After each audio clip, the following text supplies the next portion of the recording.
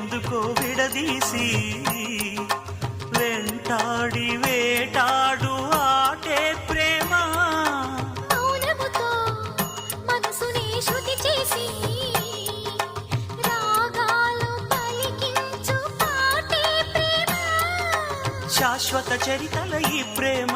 మృత్యు ఎరగని చిరునామా శ్వాసను మంగళహారతిగా వెలిగించేది ఈ ప్రేమ మరణా